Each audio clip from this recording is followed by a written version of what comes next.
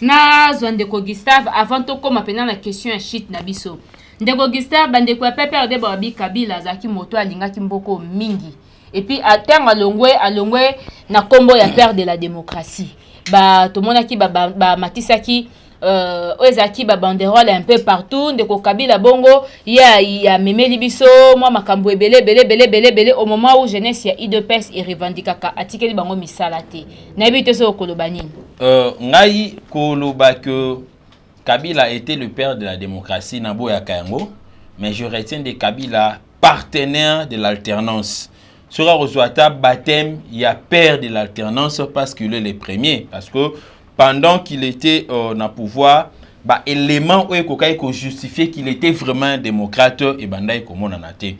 Mais aussi, je retiens qu'il avait aussi à deux fois des belles idées, des très bonnes idées, mais peut-être qu'il n'a pas été entouré des bons conseillers. À chaque fois, banda ko le lobby que non. Ceux qui n'ont pas 15 personnes, il y a malam tout autour de Nangai, mais Makambo Kenda Belé. Cependant, il y avait des grands professeurs, des bidocs, des tridoko. Les gens au Bazara qui juste un dinga na yepe, au Bando Linga Kozwala, il y a un moment que non bateau tout Bazara dinga Kabila ba milliardaire, banani. Parce qu'ils ne voulaient pas assez que le pays ait avancé. Là, je donne aussi raison à mon frère parce qu'il y a la continuité de l'État.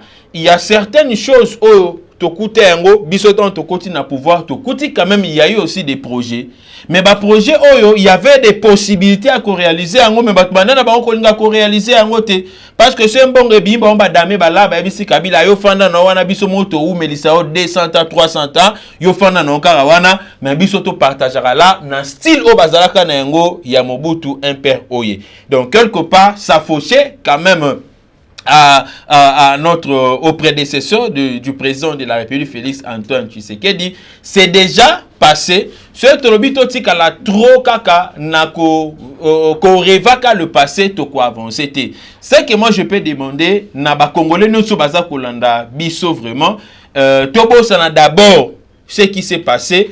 Tu éviter d'abord que conjuguer trop le verbe fouiner, mais conjuguons d'abord le verbe avançons ensemble pour que le pays se développe. Parce que lorsque le pays se développe, Moussale Kozwa, peut-être que Kabila n'a pas eu la chance d'y ça va Congolais Misala parce que, entre guillemets, il avait des conseillers, Yemoro peut-être pas Zaki na Makanchiwana, Nanouti Aropé, ça va Congolais Moussala, si qu'on est pas belge, Bazarana Makanchi Aropé, ça biso non pendant très bien inventé. Mais le coup là, tu es président Moussoussou, oh, aïe na Makanisi, sur la défense naïe, il y a l'objet outil koleka sur la lutte contre la pauvreté. Vous sentez la personne nous dire que naïebi ke 10 milliards oyo ezali muke ko sifir na bisoté.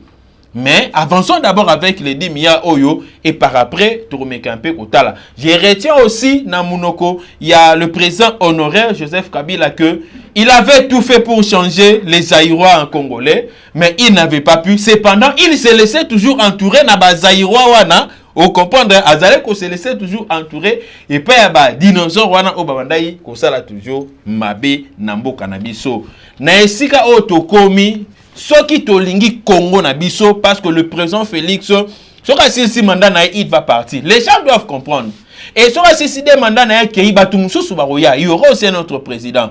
Président na pe sora eu chance des mandats to mandat moko akei mususu roya. Et que peut-être na ba o pe baroya ka wana ta musunga pe na rozala ta musunde ko jien a rozala parce que le Congo appartient à tous. Donc comprendre kaka que c'est avec les actions et en menant les actions positives que le pays peut connaître son développement. Mais ce qui te fait dire un esprit, il y a une haine, il y a aucun la rabatou. Je vous dis que Ekosi Mbarate, dans Oetali crash parce que l'ami en a parlé. Biso Tolobi. Voilà, c'est d'ailleurs question Oyo, Tozo Chite na yango. Oui.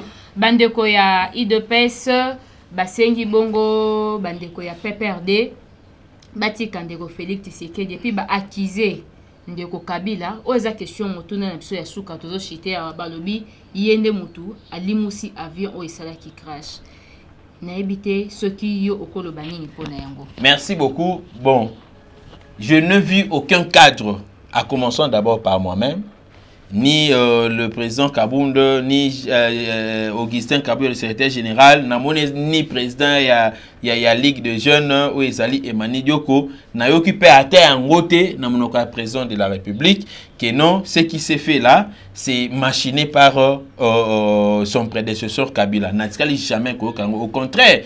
Malobonga na yokaki ezalaki ebimaki na monoko ya président Kabunda ebimaki pe na monoko Augustin Kabila lobi non totika ko spéculer parce que crash tango esalami kuna FCC zala kuna te de la même manière aussi na kati ya avion na kenda ti musika bikeno na kati ya avion na parce que vous venez nous accuser ici na kati ya avion na ngana zalaki pilote te secrétaire général Augustin Kabila zalaki pilote te ba pilote bazalaki et spécialité to spécificité ya avion zalara batia ma boîte noire na kati mais boîte noire peut ça information non so le président de la République batiaki commission moko o ezali kolandela si réellement que non avion na ezalaki attaqué nous avons des experts ba koluka ba yeba est-ce que egoza facile ba annoncer en même si ekozala facile ba annoncer en gros si réellement kozala que non attaqué si s'avérait que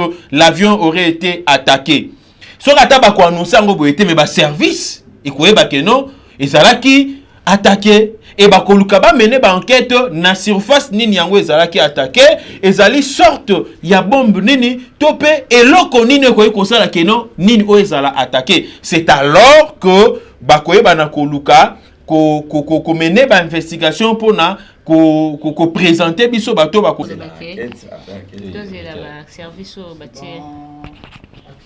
Donc je disais que totika ba service wana esala msala na yango soki ba service wana ba pesi biso rapport que o ezalaki crash moko provoqué na bombardement topé na nini ba koluka siko balandela parce qu'il y a des services et à partir na wana nde ba koluka ba na ko identifier ba coupable mais na ngonga oyo toyebi nature ya crash te soki ezwaki bombe soki ezalaki panne sèche carburant isilaki to soki ezalaki na eloko nini to soki pe ndeke akotaki na kati ya lisu wana e bloqué moins to e ba yango na minute ezate bandeko balongola nanu makanisi ya trop de haine ya koboma. Ma sœur, je vous dis que la haine ne peut pas construire notre pays. Ce n'est que l'amour nde kosala ke notre construire mboka na biso ekende liboso. Ba guerre ezala na ba France, ba guerre ezala na ba États-Unis, ba conflit ezala mais na suka ma solo ba trouver que nos conflits et arrangera te to fondaka to solo là. Et à plus forte raison biso o tozali ba congolais pour na koluka intérêt général ya mboka na biso. Ngana lobi je sais jusque là que l'UDPS n'a accusé personne. Les gens ont parlé parce que notre difficulté c'est là que mutu nyonso na balabala amibenga que non serait au combattant dans un IDPS mais ce tobi na vrai sens to identifier tout le monde ni na cellule parce qu'on est des alibas organes ya identification.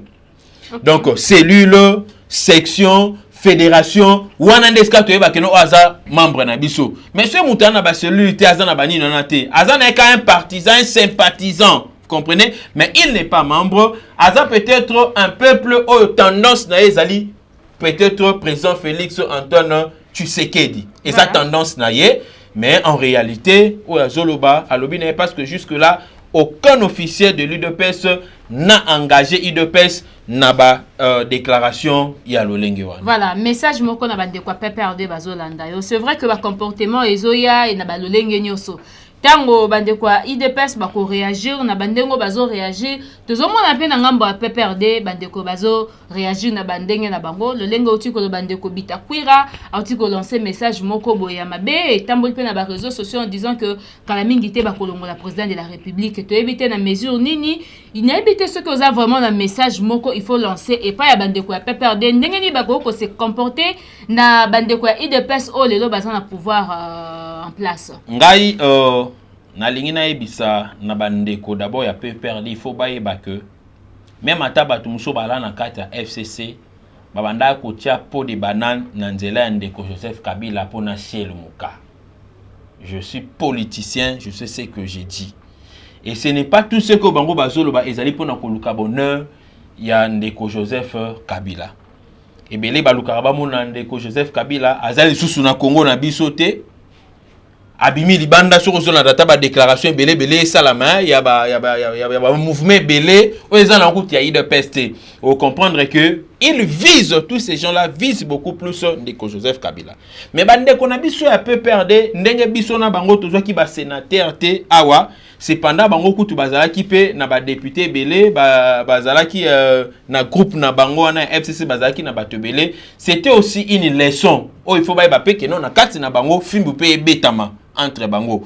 Parce que bango loko bazali parti majeur na kati ya FCC, il faut batika distraction. Balukaka que tozala na bango na même diapason.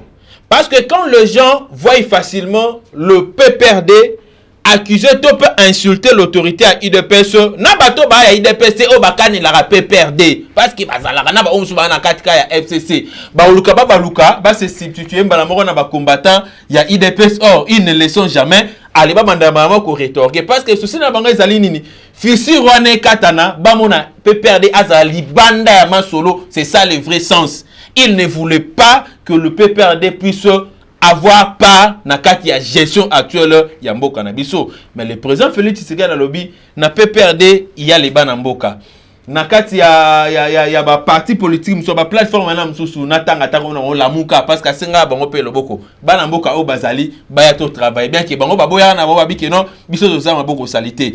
Mais les amis quand même non mais les amis siko bisi ya on a vite tant biso to tchara maboko le PPRD avait accepté, le FCC accepté que non to bossa na o eleki to tambola ensemble pour nato tongamboka na biso. Parce que ato si to koti na kati ya masu ba place esili. Parce que c'est le bito tia surcharge masu e ko naufragé. Biso to na kati to a 50 000. Bino obotika na mokili bo ami balé. C'est to basra bino mi balé wana to komi 52 000 to dini biso so na mai. Parce que yebisanga to protéger 50 000 to lukato sauver des personnes. C'est là où maintenant il y a la problématique. Donc que les amis comprennent facilement. On avance parce que ça a été voulu. Bati grana bango ko condamner le lot, je ne prends pas part. Il y a bande konabiso, il y a PPRD, FCC ngana lo bakango ouvertement. Ce n'est pas le PPRD qui a le problème aujourd'hui, mais c'est la population congolaise. Parce que ceux qui population a linga PPRD, talinga a voté ba député na été. Dès lors que va voter ba député à PPRD na FCC, ba maskaka bango ba yeba na luté, na bi ko masqué ou pas. Ko masqué ou pas, biso to na batu muso biso to cria, bo voter mutu ingani te voter mutu ingani te to lobaka yango. Est-ce que ça na ba député muso ba bimate o ba tcha réfugié à Chadar? Na réfugié à Chadar mabima, je connais beaucoup de députés. Donc le col erreur on c'est salamaki na population ba accepter biso tout accepter.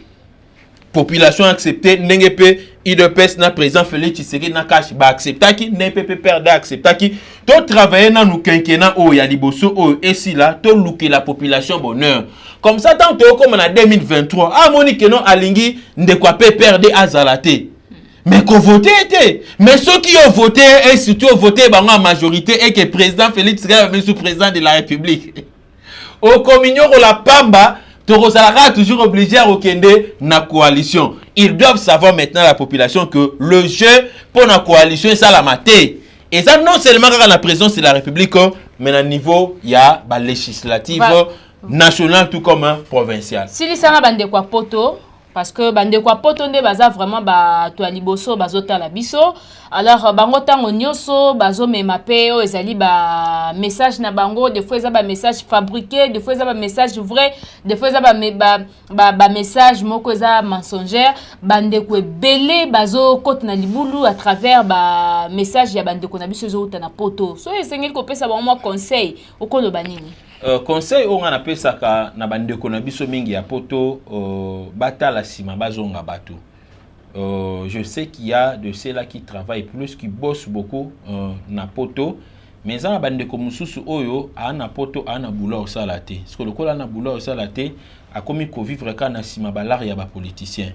Hein ceux qui koto ngwanda a manipuler a tie moi la ngwanda manipuler a l'écart le bibiloba loba ba bimisi ba bêtise na ba mensonge ba déchirer voire même na ba drapeau. Voyez un peu au tala niveau ni mutafandi na poto mais bongo na eza ya kopola kolekata mutafandi na Kinshasa na Manlio kato afandi na kati ya Kongo na biso na ba 100 kusu. comprenez un peu. Or, on croyait peut-être que non, nous sommes comme une poto comme une culture mora makasi, mais nous avons le obatumso ba na poto de ba comme ko baby sa réputation yambo kana biso Congo. Ba bandeko tous en poto tous on a bon sens. Le Congo appartient à tout le monde. Muta benganio azate.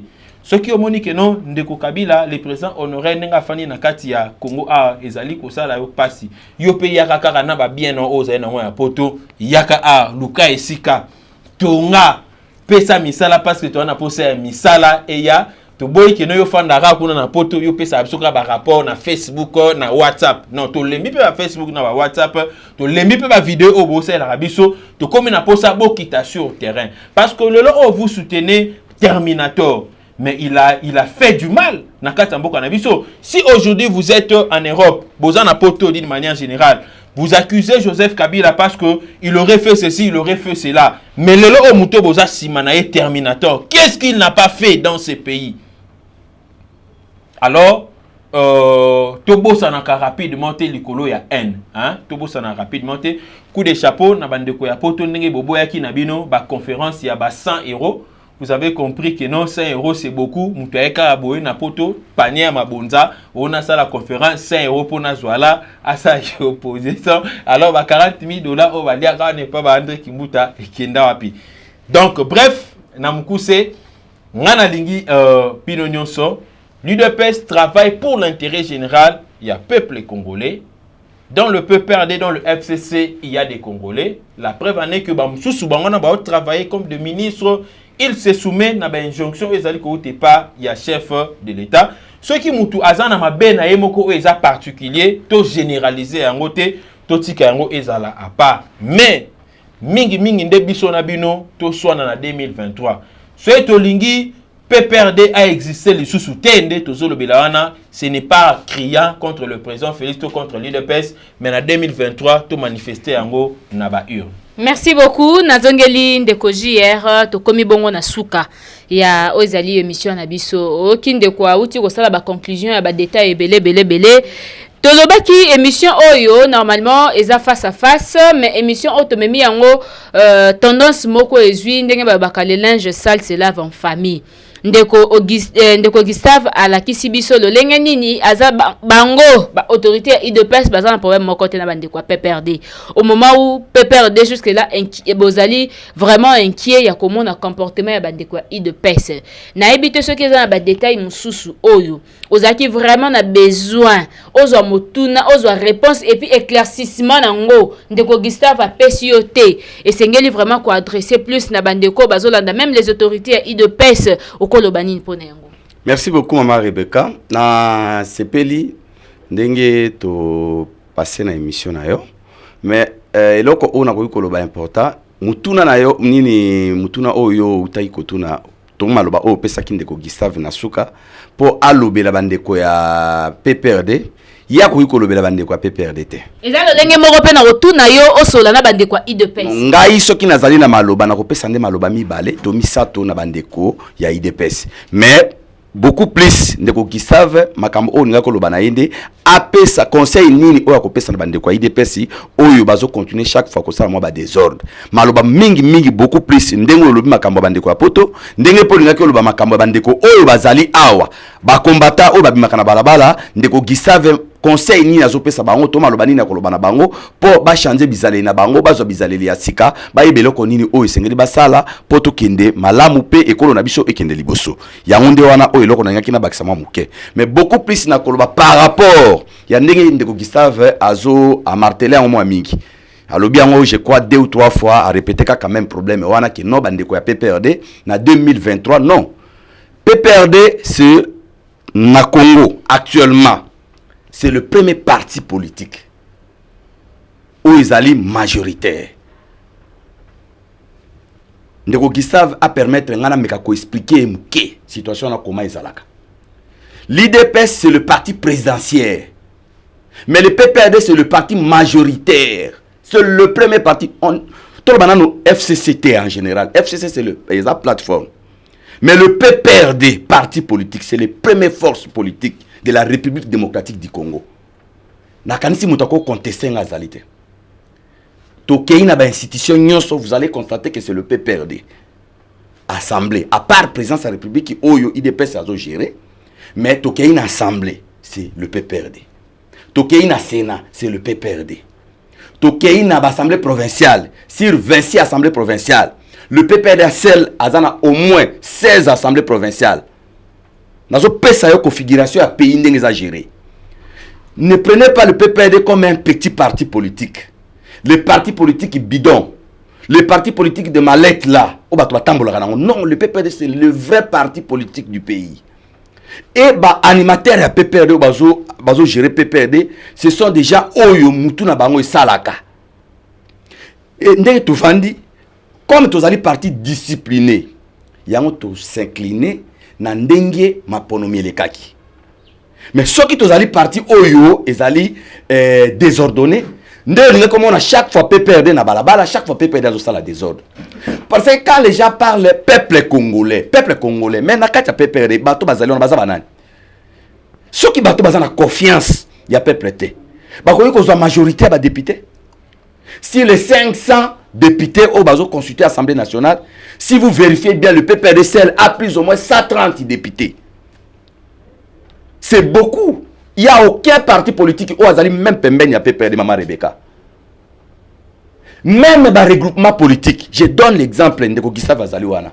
Cash. Ils ont plateforme. Ils ont INC, ils ont IDPS, ils ont allié na bango. Na ba parti misusuana ba kiki banini.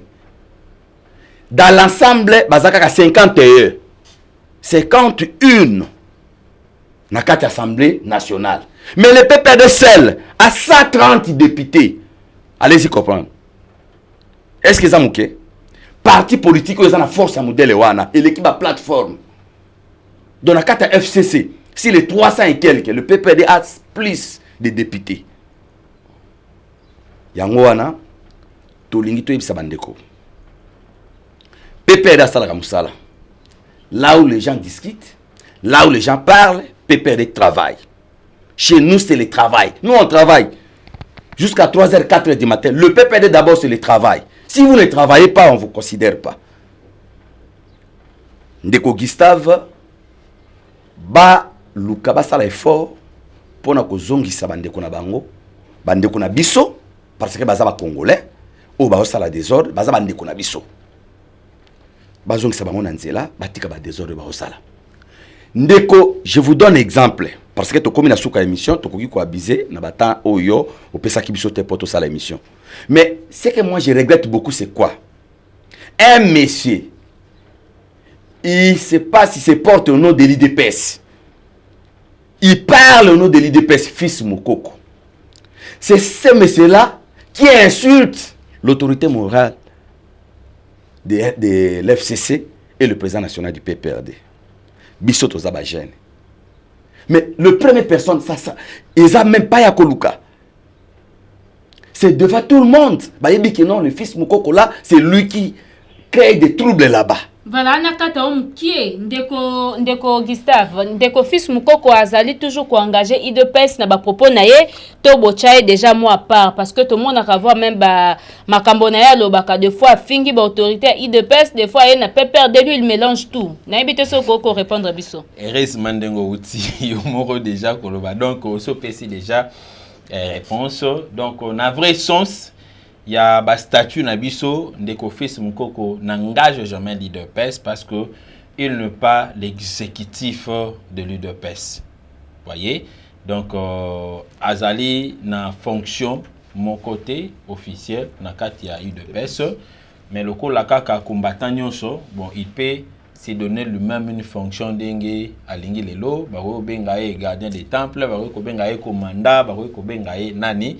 Mais il n'engage pas l'UDPS. Quand tu parles, il parle en tant que Tshisekedi sende na hotel kolba awa. Donc ndé mo kaka na bande konyoso oyo na parla lobi ke non ngana lingaka Tshisekedi na lingaka Félix aye pan abandi na yepe koloba. Merci beaucoup. Nasongeli ndeko Jean-Robert. Merci beaucoup ndenge yango moni. Osi réponse ndeko fils Mokoko ba propos na ye za individuel et puis na plateforme na ye individuel. Mais tout sengi n'a pas responsable parce que azo engagé les noms qu'il porte là. Il dit Tshisekedi. Maintenant qui est Tshisekedi? C'est lui qui gère le pays actuellement. Il s'appelle Tshisekedi. Il doit éviter ce qu'il est en train de faire. Bandeko IDPS, il faut pas s'en charger. Il s'agit de les discipliner. Ba discipliner, il peut présenter devant tout le monde pour et permettre et ça biso assurance que non effectivement ba comme il discipliner. Je crois démocratie, moutonner ça libre ya ko bimisa ezali malobana. Maman Rebecca, au moins biso ne tozana kata PPRD. Mutu moko na PPRD o ya ko oser à passer na ba médias, to na ba réseaux sociaux pour insulter les chefs de l'État, c'est nous. Biso moko nete ko sanctionner. Il s'agit même de l'arrêter. Toko kangaye pe to tie na prison. Toko kangaye to tie na justice. Justice ya ko ba ndenge na trancher problème ne pe e ba ndenge na ko punir. Donc parti politique d'abord, la première chose c'est la discipline. Si le parti politique discipline les alités ça et quoi ne comme jungle. Parti politique mutu nyonso il faut zananzela. Lui tant on a senga kiyo et rolba ki non tout ça l'émission que vous allez face à face, je crois bien à insister qui tu es témoin. N'insista qui n'a le qui ne m'amenez pas quelqu'un qui n'est pas structuré na katia IDPS. Il faut m'amener un responsable que je vais parler avec lui. Na kozala face à face kana mutu oyo azali na katia structure parce que ayebi parce que azali na badoni nyonso ya parti politique qui peut à défendre parti politique valablement. C'est ça parce que ngai na yebi parti na kozala pe kana mutu oyo ayebi parti wana to solo la bien. Mais so ozo la kinga mutu oyo ki ayebi parti te. Na ganti bien que parfois émission na monsieur ngaki si la tête pour alinga ya parfois ba mususu na babiloko oyo ezalaka te na parti alinga pesa ba information azali na information te mais o memelinga mutu oyo azali na kata parti un responsable na parti et yemoko a se présenter pe a pesa ba qualité na ye oyo azo gérer na kata parti maintenant o moni ki non na débat na biso to kay bien problème ya suka na lingina na suki se ezali boy congolais moko te akoza la contre Joseph Kabila. Même le président Fachi ndenge azali wana président Félix azali président ba congolais nyonso. Mais ba congolais nyonso ba kolinga ete. Il y aura aussi des congolais oyo ba ko contester. Il y aura des congolais oyo ba koloba mabe ba. Il a fait combien de temps ici? Je crois 9 mois. 9 mois na pouvoir. Bientôt 9 mois zoko kisango. 9 mois na pouvoir, mais so oyo ki biloko nyonso oyo bazo loba na ba réseaux sociaux. Na babiloko WhatsApp, Facebook, vous n'avez pas même Olobi qui non, maintenant Kabila a fait 18 ans. Comment il a fait 18 ans? Na bato oyone bazali. Donc Congolais nyonso a kosepela na président Félix Cité, Congolais nyonso pa ko ina président Félix Cité. Ils en a Congolais oyo balinga président balingi président Félix, ils appellent ba Congolais oyo balingi ete. Et puis président Félix a oloba te que non parce que ba Congolais wana balingi ngate ngai pe na boya bango. Ndenge président Kabila pe bandai ko sala. Président Kabila azali musangisi munene, c'est un rassembleur. Alingi Congo. Aza vraiment la passion ya Congo. Nous sommes encore à 2012. Kabila dit comprenez ma passion pour le Congo. Nous sommes en 2012. Les autres sont en 2019. 7 ans après. Comprenez ma passion pour le Congo. Les gens croyaient que Kabila va dire comprenez mon émotion. Mais lui, il a dit autre chose. Il a dit comprenez ma passion pour le Congo profond. Voilà un peu. Mutu alingi ekolo na ye, mutu alingi mboka na ye. C'est ça. Parce que ce qui mutu alinga ki mboka te, alinga ka loba oyekoya et ya. Ndenge maréchal Mobutu banda koloba. Mais comme alingi mboka na ye alobi te Congolais vanda kimia, nalingi makile sopanate. Nalingi mobule za na mboka te, nalingi kimezala. Oya gagné yeyo. Ye wanande azwe bonga na ye. Oya gagné te ate amakelele te. Et puis a instruit biso apesi biso or alobi Oyebimi yango wana. Vous devez s'incliner et respecter Oyo et Pesami. Ok. Ndenge ese ezala ki bongo. Donc pona bande ko PPRD. Na ko yebisa bande ko PPRD ke to sala musala na biso ndenge to sala. To continuer lit na biso ndenge ndeko lobi. 2023 eza musika te. Biso to croiser maboko te. So qui est sali que non to signer alliance to signer alliance pour to yokana na 2023. To ko signer mais jusqu'à présent to za alliance moko izolo baté que non na 2023 biso to croiser maboko to tika président Félix Akende. Te jusque là to za na consigne wana na noter. Ça c'est un. Deuxièmement, président national na biso. Bientôt là azo sala wana nazo betelo nazo pesa okaka flash. Bientôt là notre président national azo sala rentrée politique na ye. Et vous allez voir lui-même. Au collègue na micro na yo au poser ba question pe à répondre yo beaucoup mona ba événement surtout à ça parce que c'est un politicien azana kata Congo azana mboka na ye asala ki musala na ye parce que musala nyonso ezala na suka soki osali okomi na suka musala na yo opesi pe ba misusu pe oyo ba continuer musala wana. Président national na biso aza malamu, aza na problème ya mutu moko te, nyonso oyo bazo sala eza nango biloko ya mike mike. Ça va pas vraiment que non et déstabiliser biso ou bien et démoraliser biso, non. Na kati ya politiki malamu ezalaka mabe pe ezalaka oyo nyonso to ekoya to yeba ndenge tokenda mpe pona makambo ya crash. Président Kabila azaka pilote te. Président Kabila azana kati ya service ya président Félix te. Ou service ya sécurité na ye, ou service ya logistique na ye, président Kabila tikala kozala wana te. Po akozala wana te parce que ndeko nde mutu azo continuer. Bandeko ya IDPS baluka place nini oyo ezali cible. Parfois mamususu ba se tromper cible. Cible ce n'est pas Kabila, cible ce n'est pas le PPRD, cible ce n'est pas l'FCC. Cible c'est ailleurs. Baluka cible place nini ezali basala makambo na bango. Ngana sengi kaka comme tozana camarade ndeko Gisaba. Conseil na bandeko ya IDPS. Conseil na bandeko ya IDPS. Bandeko ya IDPS. Soki ozali membre ya IDPS. Esengeli na yo okene na IDPS ola kisa position na yo ndenge nini ozali. Soki o souscrit na kati ya mikanda ya IDPS te oubie ozali na fiche d'adhésion ya IDPS te kobima na balabala te koloba te nga nazali moto ya IDPS. IDPS soki ezali parti politique, ezali nde parti politique. Président Félix azali nde président ya République démocratique du Congo. Azali président ya ba parti politique nyonso. Na PPRD, na bato ya Lamuka, na bino bato ya IDPS, azali président ya République démocratique du Congo pour na Congolais nyonso. Bo confondre présidence ya République na parti politique te.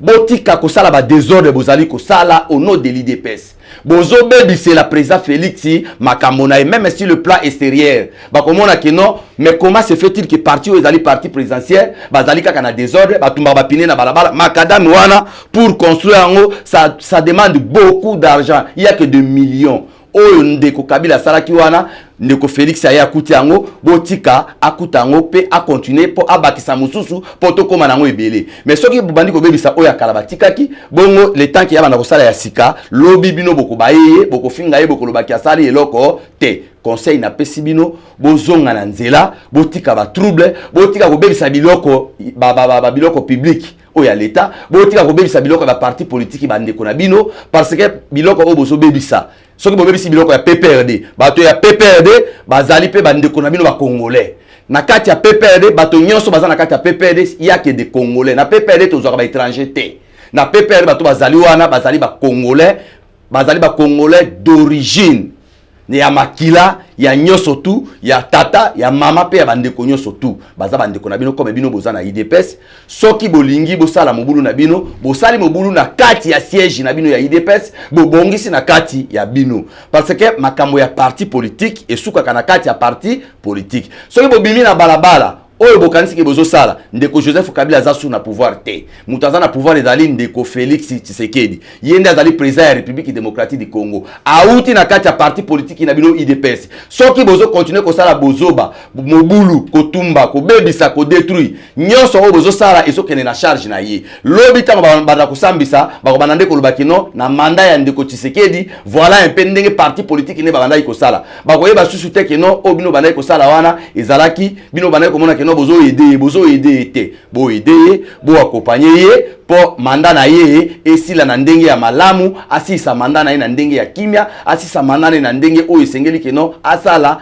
implicite na likolo ya oyo ndeko na ye asala ki liboso na kanisi message na koyiko pesa bino yango wana ya message mususu ya suka ona ko bakisa ezali ba responsable ya IDPS lelo tozwami na ndeko Gustave lobi ndeko Gustave akokende kokutana na bandeko oyo bazokamba IDPS na niveau ya likolo ndeko Augustin Kabuya oyo azali secrétaire général ya parti IDPS ndeko Jean-Marc Kaboun oyo azali président national AI yende bango nde ba mikonzi mibale wana akutana na bango asolola na bango bayebisa bandeko o bazolo baza ba base le vrai base ba pesa ka orientation ya bien le vrai base ba sala ka désordre te ba bebisa ka te le vrai base ba tumbaka te le vrai base ba ibaka te ba sala ka ba bebisa ka biloko ba te le vrai base ba solola ka ne masolo politique li solo eza bitumba te li solo eza li solo to sala échange de to solo na ndeko Gustave lelo Ndeko Gustave a découvert ngai pe na découvrir et là qui si bien que non nous sommes des Congolais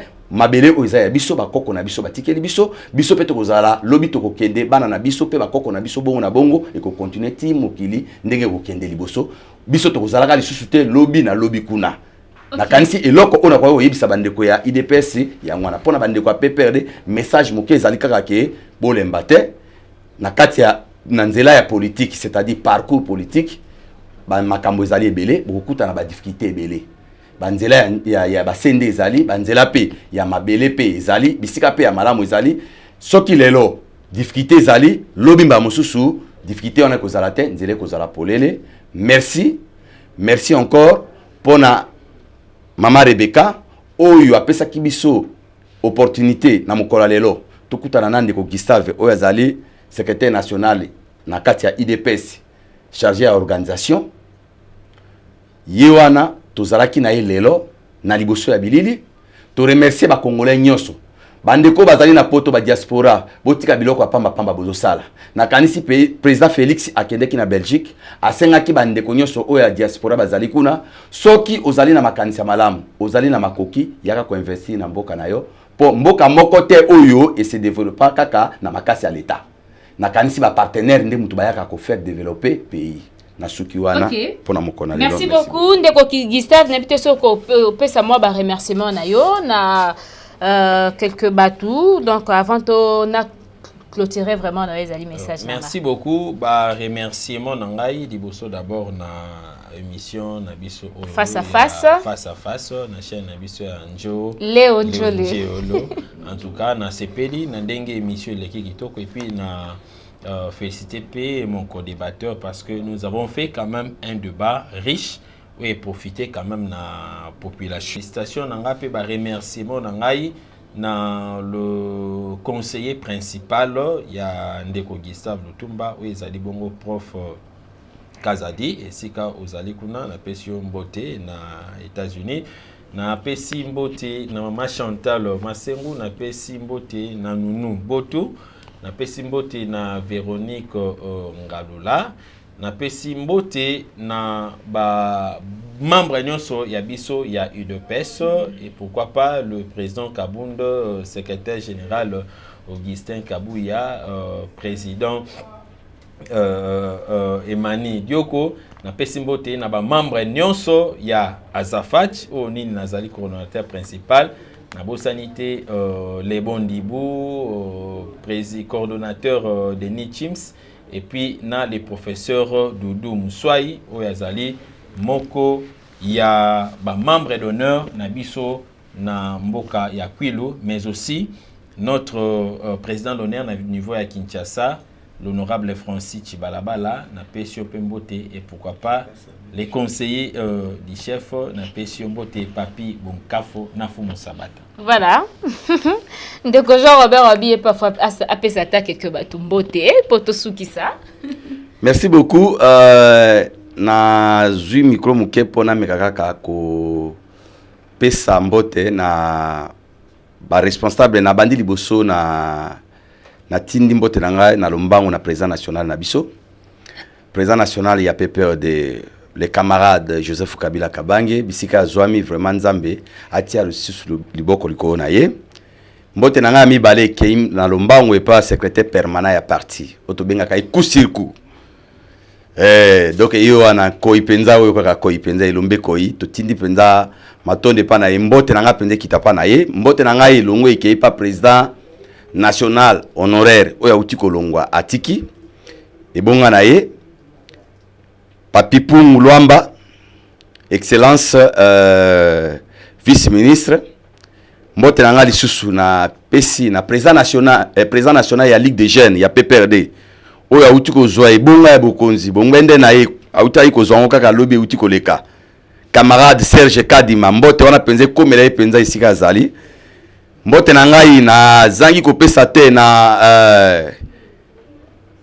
mokambi na nga ona zara chaque fois assistant na ye camarade Deyo Indulu mbote na ngai ezokende pa mama Fatuma Juma o azali mokonzi pe mokambi ya PPRD na Moamba Mobimba procès na biso to benga ye secrétaire permanent fungola ya Moamba Fatuma Juma Espérance mbote nanga penza comme epai na ye mbote nanga yi et que ne pas ba camarade nyonso ya Ligue des jeunes nationale Ligue des jeunes ya PPRD Moamba secrétariat permanent nyonso ya PPRD P secrétariat exécutif ya PPRD Moamba Mobimba na pesi bango na tombeli bango vraiment week-end malamu ndenge toleka ki na kati ya émission. Merci beaucoup. Merci beaucoup. Je crois que vous étiez nombreux en train de regarder cette émission face à face. Plaisir ezaki mingi parce que na yambela kibino ndeko Gustave Oazali Bongo, secrétaire national chargé à organisation, c'est ça? Chargé à recrutement, sensibilisation et conscientisation. Voilà.